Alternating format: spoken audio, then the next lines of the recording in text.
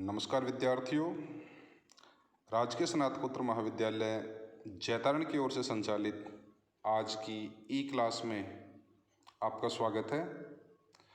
आज की इस क्लास में हम दिल्ली सल्तनत के सुल्तान अलाउद्दीन खिलजी की साम्राज्यवादी नीति के बारे में अध्ययन करेंगे। अलाउद्दीन खिलजी ने एक विस्तृत साम्राज्य की स्थापना की, इसलिए इस विषय को हमने 3 क्लासों में विभाजित किया है। आज की इस ई क्लास में हम अलाउद्दीन खिलजी द्वारा विजित सिंध व मुल्तान, जैसलमेर व गुजरात विजयों के बारे में अध्ययन करेंगे तथा नवीन मुसलमानों के विद्रोह के बारे में भी अध्ययन करेंगे। बाकी क्लास में हम आगामी क्लासेस में अलाउद्दीन खिलजी की राजस्थान विजय तथा अन्य क्षेत्रों की विजय के बारे में अध्ययन करेंगे। अलाउद्दीन खिलजी 1296 ईस्वी में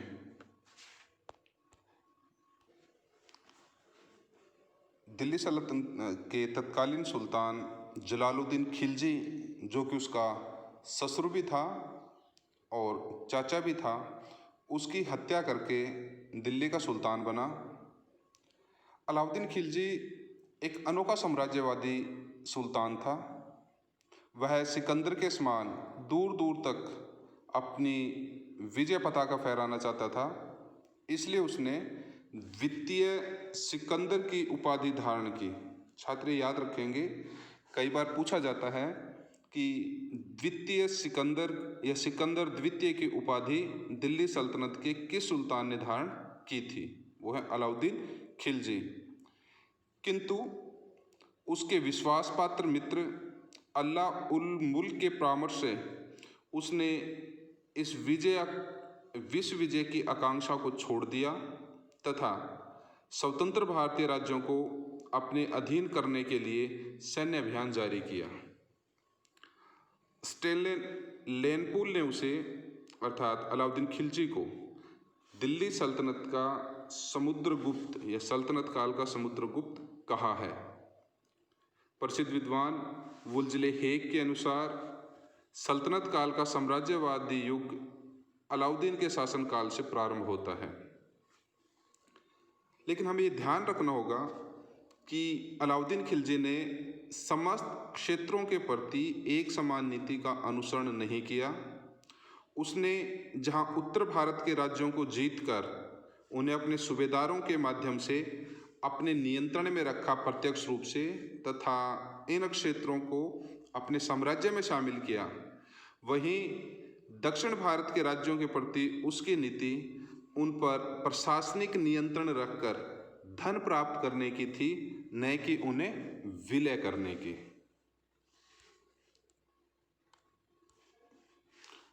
इससे पहले कि हम उसकी विजयों के बारे में अध्ययन करें, मानचित्र की सहायता से आप इन कुछ स्थानों को देखेंगे जिससे हमें उसके विजय कर्म को, उसके विजय अभियान को समझने में सहायता मिले। जैसा कि आप मानचित्र में देख पा रहे हैं, अलाउद्दीन खिलजी दिल्ली का सुल्तान था और उस समय जब वो 1296 ईस्वी में दिल्ली का सुल्तान बना, उससे पूर्व के सुल्तान अर्थात जलालुद्दीन खिलजी का पुत्र मुल्तान का प्रांतपति था या हाकिम था। फिर आज की इस क्लास में हम मुल्तान के साथ साथ जैसलमेर और उसके प्रमुख रूप से गुजरात अभियान के बारे में अध्ययन करेंगे। गुजरात अभियान में आप 2-3 जगह का नाम देख सकते हैं, अनहिलवाड़ा, कैम्बे और सोमनाथ। तो आपने इनको थोड़ा सा मैप को ध्यान में रखेंगे ताकि हमें समझने में आसानी रहे। पहला है सिंध और मुल्तान की विजय। जैसे कि मैंने आपको बताया कि अलाउद्दीन खिलजी जलालुद्दीन खिलजी की हत्या करने के पश्चात दिल्ली का सम्राट बना था अथवा सुल्तान बना था। उस समय जलालुद्दीन खिलजी के 2 पुत्रों में से एक अर्क अली खां मुल्तान का हाकिम था, अर्थात मुल्तान उसके नियंत्रण में था, तथा दूसरा पुत्र रुकनुद्दीन इब्राहिम दिल्ली में था। उसकी माँ ने उसको दिल्ली का सुल्तान बनाने का प्रयास किया, किंतु राजनीतिक परिस्थितियां विपरीत होने पर वो वहाँ से भाग गए। अलाउद्दीन खिलजी नहीं चाहता था कि उसके शत्रु अथवा सिंहासन के दावेदार जीवित रहें, इसलिए उसने जलालुद्दीन के परिवार को नष्ट करने के लिए, अपने विरोधियों को समाप्त करने के लिए अपने दो योग्य सेनापतियों जफ़र खां और उलूग खां जो कि उसका भाई भी था, उसको मुल्तान अभियान पर भेजा, जिन्होंने शीघ्र ही मुल्तान को जीत लिया। जलालुद्दीन के पुत्रों अरकली खां व रुकनुद्दीन इब्राहिम को बंदी बना लिया गया तथा बाद में उनका वध कर दिया गया। कुछ समय पश्चात सिंध पर भी अलाउद्दीन खिलजी के सेनापतियों ने अधिकार कर लिया। इस विजय के उपलक्ष्य में अलाउद्दीन ने अपने भाई उलूग खां को सिंध व मुल्तान का गवर्नर अथवा हाकिम बना दिया। फिर आता है गुजरात अभियान। गुजरात उस समय भारत का सबसे समृद्ध प्रांतों में से एक था।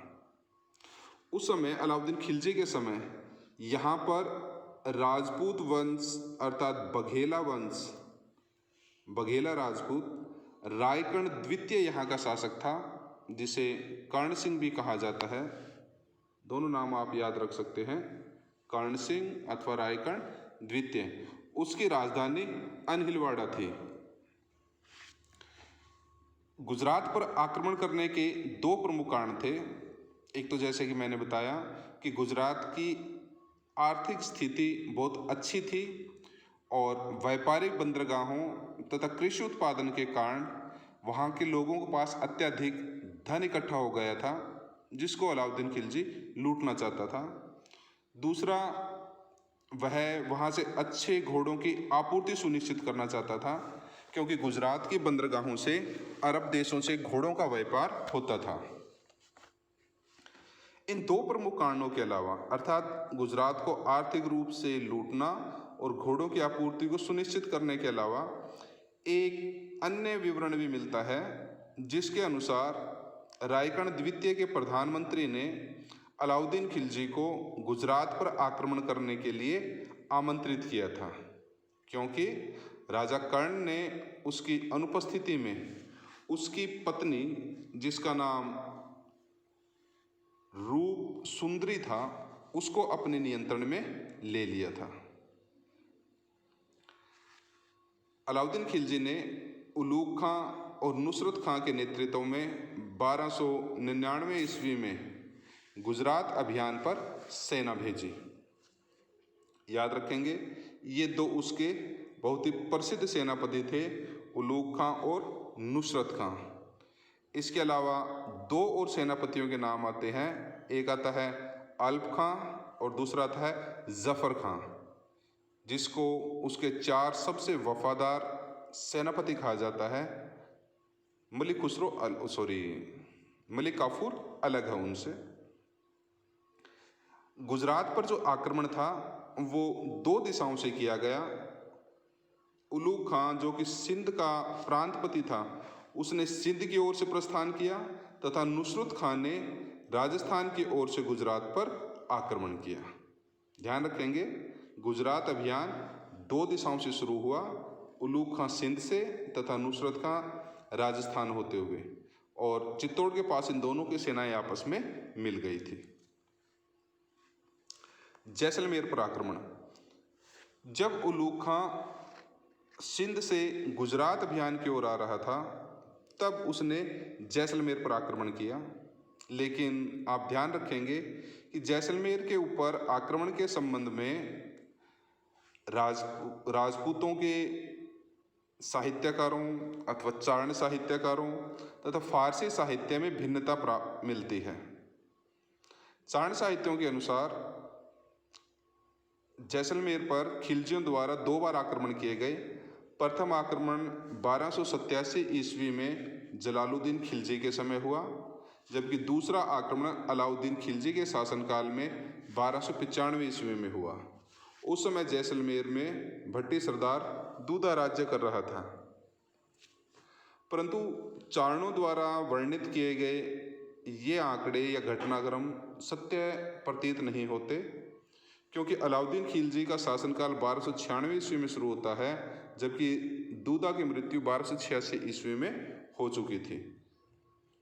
के.एस. लाल ने, जो कि खिलजी वंश के जाने माने इतिहासकार माने जाते हैं, उन्होंने तारीख़ मसूमी के आधार पर बताया है कि अलाउद्दीन का जैसलमेर पर आक्रमण 1299 ईस्वी में हुआ था, क्योंकि गुजरात आक्रमण के समय उलूग खां सिंध की आधी सेना लेकर जैसलमेर के मार्ग से गुजरात पहुंचा था। जब ये सेना वहाँ से आ रही थी गुजरात पर आक्रमण करने के लिए, तो राजा कर्ण ने अहमदाबाद के निकट उनका मुकाबला किया, परंतु परास्त हो गया। उसके संदर्भ में मेरुतंग द्वारा रचित विचार श्रेणी नामक ग्रंथ में ये उल्लेख मिलता है कि वह अपने मंत्री महादेव की विश्वासघात के कारण परास्त हो गया था। जब राजा कर्ण परास्त हो गए तो वो अपने खजाने तथा पत्नी को छोड़कर भागे और अपनी पुत्री देविल देवी को साथ लेकर पड़ोस के देवगिरी के शासक रामचंद्र देव के यहाँ उन्होंने शरण ले ली। इनके रामचंद्र देव भी नाम मिलता है और रामदेव भी नाम मिलता है, दोनों नाम मिलते हैं। रामदेव ने उन्हें बगलाना का क्षेत्र शासन करने के लिए दे दिया।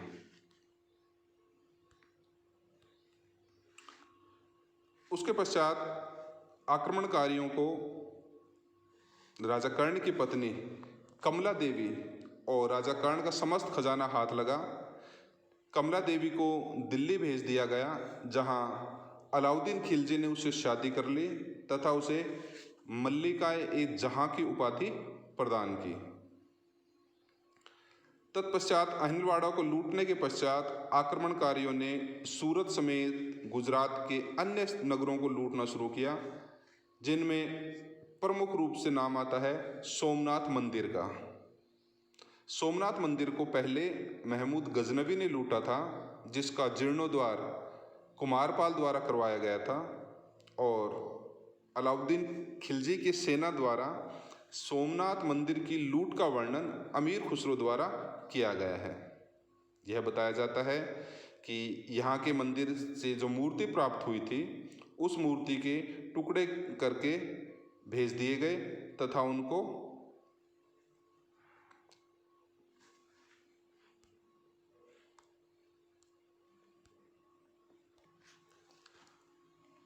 सोमनाथ के मंदिर को लूटने के पश्चात नुसरत खान ने कैम्बे बंदरगाह, जिसको फारसी साहित्य में खम्बात या कम्बात बंदरगाह भी कहा जाता है, उसको लूटा। और इस लूट के दौरान ही उसे अर्थात नुसरत खां को एक प्रसिद्ध दास प्राप्त हुआ, हिजड़ा दास, जिसका नाम मलिक काफूर था। छात्र ये ध्यान रखेंगे कि मलिक काफूर को 1000 दिनारी भी कहा जाता है, और ये वही मलिक काफूर था जिसने अलाउद्दीन खिलजी के लिए दक्षिण भारत को जीता था। लेकिन ध्यान रखें कि मलिक काफूर को 1000 दिनारी इसलिए कहा जाता था क्योंकि एक ख्वाजा मुस्लिम व्यापारी ने उसको 1000 दिनार में खरीदा था। नुसरत खान ने मलिक काफूर को खरीदा नहीं था, बल्कि उस ख्वाजा व्यापारी से छीना था। तो इस बात का ध्यान रखेंगे। गुजरात को जीतने के बाद गुजरात को दिल्ली का सल्तनत का प्रांत बना दिया गया तथा वहाँ का सूबेदार अल्प खां को नियुक्त किया गया। ये आप मानचित्र की सहायता से देख सकते हैं कि अहिलवाड़ा, कैम्बे, सोमनाथ और ये बगलाना क्षेत्र, जो कि देवगिरी के रामचंद्र देव ने कर्ण सिंह को दिया था। नवीन मुसलमानों का विद्रोह। गुजरात को जीतकर जब अलाउद्दीन की खिलजी की सेना जालोर में गुजरात में लूटे गए धन का विभाजन करने के लिए रुकी हुई थी, तो उस धन में से उलूग खां और नुसरत खां ने सैनिकों से अब राज्य का हिस्सा लेना चाहा, जिसे खुम्स कहा जाता था। इस सैनिक अभियान में नवीन मुसलमान का मतलब है कि वे मंगोल जो इस्लाम धर्म में परिवर्तित हो चुके थे, वे भी शामिल हुए तथा इनके प्रमुख नेता मोहम्मद शाह या महमूद शाह, कहब्रू, यहलक और बुर्राक लूट का 5वां भाग देने को तैयार थे, परंतु सैनिकों ने धन छुपाने का प्रयास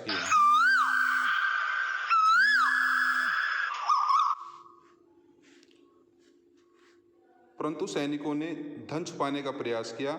इस पर उलूग खां और नुसरत खां ने नवीन मुसलमान सैनिकों की तलाशी लेने के आदेश दिए तथा उनके साथ बहुत ही अमानवीय व्यवहार किया। इस कारण नवीन मुसलमानों ने विद्रोह कर दिया। बाद में नुसरत खां ने इस विद्रोह को दबा दिया तथा नवीन मुसलमानों के नेता माहिम शाह अर्थात मोहम्मद शाह और उसका भाई कहब्रू भागकर रणथंबोर के शासक हमीर की शरण में चले गए। परंतु इन नवीन मुसलमानों का जो परिवार दिल्ली में था, उसके साथ बहुत ही अमानवीय और अत्याचारपूर्ण व्यवहार किया गया। इसलिए बर्नी ने कहा है कि पुरुषों के अपराध के लिए पत्नियों और पुत्रों पर अधिकार करना इसी काल से अर्थात अलाउद्दीन खिलजी के काल से प्रारंभ होता है और ऐसे दंड किसी भी धर्म संहिता द्वारा मान्य नहीं किए जाते। अर्थात जो अपराध नवीन मुसलमान सैनिकों ने जालोर में किया था, उसकी सजा निर्दोष उनके परिवार वालों को दिल्ली में दी गई। जब ये सैनिक भागकर हमीर की शरण में चले गए नवीन मंगोलों के नेता, तब फिर हम देखते हैं कि अगला आक्रमण अलाउद्दीन खिलजी का रणथंबोर पर होता है। अगली क्लास में हम पढ़ेंगे कि रणथंबोर के महान शासक हमीर और अलाउद्दीन खिलजी के मध्य किस प्रकार संघर्ष हुआ तथा किस प्रकार से हमीर देव ने उसका डटकर मुकाबला किया। मिलते हैं अगली क्लास में।